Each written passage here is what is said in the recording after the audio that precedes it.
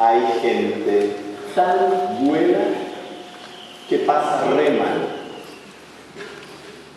¿Y por qué hay gente mala, egoísta, ávida de poder, de plata, etcétera, y encima la pasa re bien?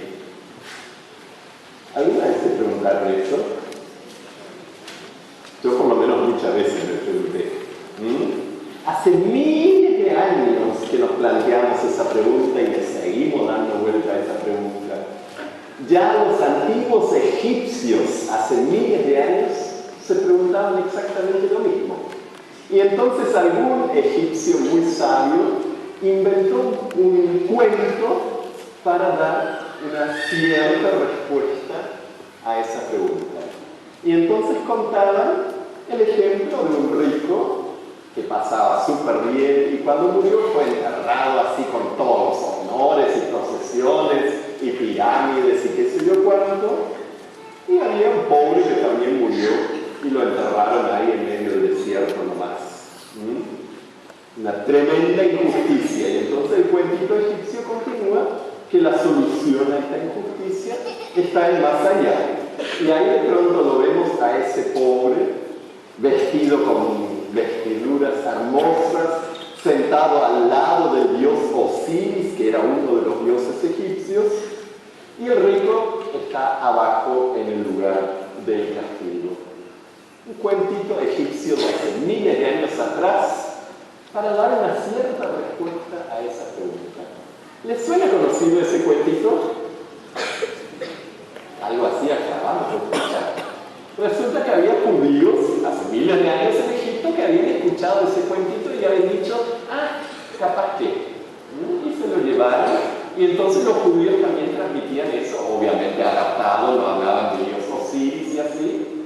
Y así Jesús seguramente habrá escuchado ese cuento y lo habrá usado también para explicar algo. ¿Qué es lo que Jesús quería decir?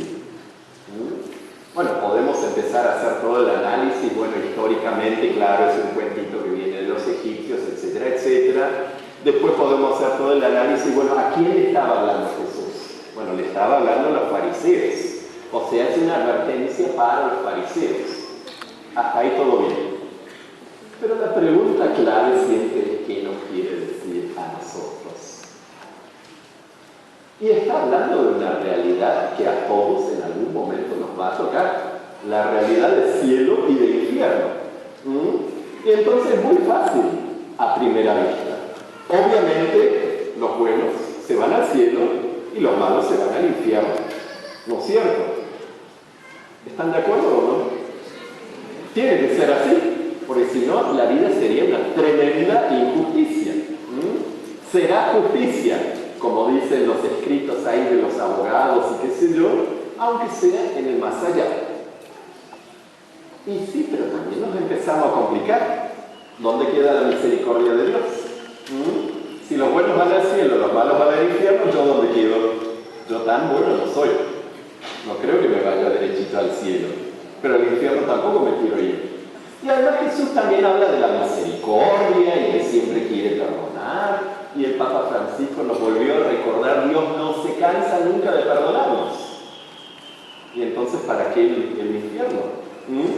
¿Será que Dios nos perdona solamente en esta vida y cuando nos morimos ahí nos da con todo? Y ahí sí, derechito al infierno, vos, mano. El Dios juez, el Dios castigador, ese que todos los católicos tenemos en nuestro subconsciente más profundo. Un Dios realmente tan misericordioso como dice Jesús, ¿puede mandar a alguien al infierno? Un Dios tan bueno realmente puede haber creado un infierno. ¿Qué les parece?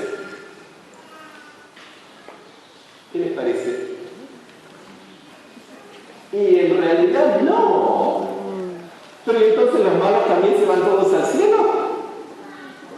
Entonces prefiero ser malo, corrupto, ladrón. Total, igual me voy al cielo, total, Diosito perdona todo. Y no es tan fácil, ¿no? Vieron que Dios nunca es tan fácil. Si Dios realmente nos creó libres, entonces tiene que haber un infierno. O sea, tiene que haber la posibilidad de decidirnos por Dios o en contra de Dios. ¿Cómo podríamos amar a Dios realmente? Amar así con mayúscula, si no nos queda otra.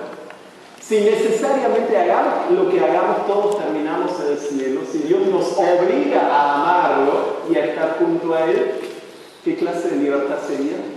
¿Qué clase de amor sería si no nos queda otra? O sea, justamente porque Dios es amor y nos creó para el amor y para la libertad, tiene que haber la posibilidad de no terminar junto a Él, porque si no, no seríamos libres, ¿no es cierto? Y a lo mejor quizás realmente hay personas que quieren decidirse en contra de Dios. A lo mejor realmente hay personas que no quieren saber nada de amar a Dios y al prójimo. A lo mejor hay personas que prefieren estar encerrados en su egoísmo. Y entonces lo que Jesús nos quiere advertir acá es que nuestras decisiones tienen consecuencias. Si yo me decido solo por mí y yo y mi placer y lo que yo quiero y me olvido de Dios y del prójimo, bueno, esa decisión tiene consecuencias. No es que Dios, juez, nos mande al infierno, sino que nosotros mismos nos armamos nuestro propio infierno. ¿Qué sufrimiento significa decidirnos a estar lejos de Dios? A mí me sorprende a veces y me duele terriblemente ver cómo hay gente que se arma como su propio infierno en vida.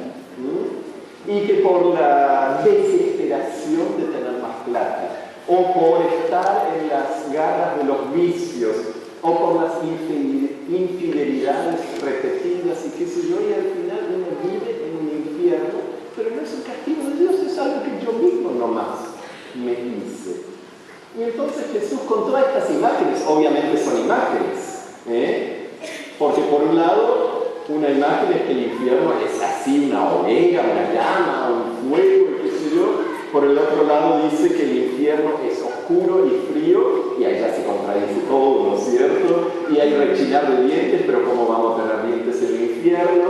O sea, son imágenes que nos quieren decir que en el fondo estar lejos de Dios es el sufrimiento más grande del alma, es el dolor más fuerte. Y en el fondo Jesús hoy nos dice, nosotros somos los 5 hermanos. El rico ya decidió, el pobre ya decidió, ya están allá, donde a cada uno le llevó su decisión de cómo vivir su vida. Nosotros estamos a tiempo. Nosotros tenemos todavía la posibilidad de escuchar esa advertencia y plantearnos, bueno, ¿y cómo queremos vivir?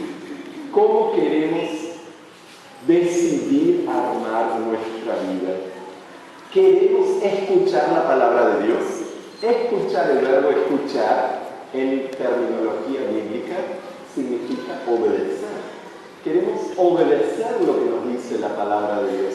Queremos escuchar lo que Jesús nos plantea de amar a Dios sobre todas las cosas y amar a tu prójimo como a ti mismo. ¿Queremos decidirnos por vivir el amor? ¿O queremos decidirnos por nuestra soledad egoísta? Es decisión. Estamos a tiempo.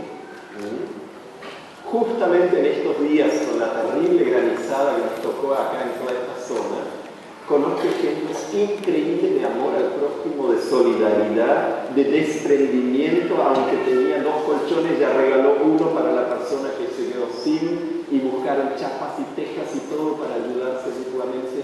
Eso es amor al prójimo. Eso es cielo en la tierra. A mi amigo Pepito una vez le preguntaron cómo se imaginaba el infierno y el cielo.